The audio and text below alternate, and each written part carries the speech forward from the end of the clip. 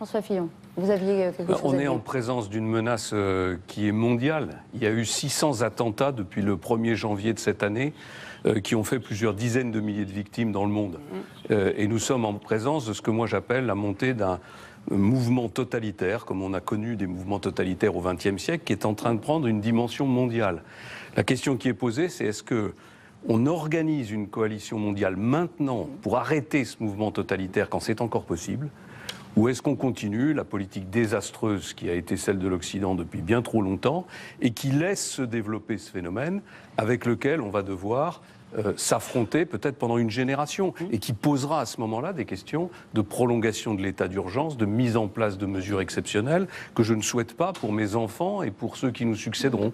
Donc oui, il faut s'attaquer sérieusement à ce mal, il faut le faire avec les Russes, il faut le faire avec les Iraniens, il faut le faire avec tous ceux qui sont prêts à nous aider à le réaliser.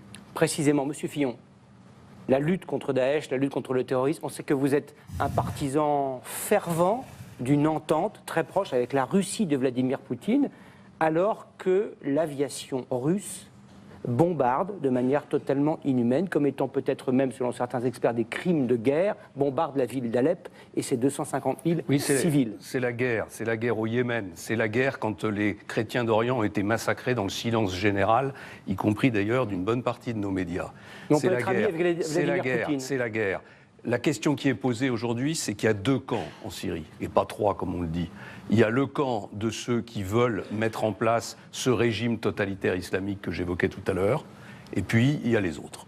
Eh bien moi, je choisis les autres parce que je considère que ce danger-là est un danger qui est trop grave pour la paix mondiale et qui nécessite aujourd'hui que nous nous allions avec des gens que nous n'aimons pas ou dont nous n'approuvons pas l'organisation politique et économique.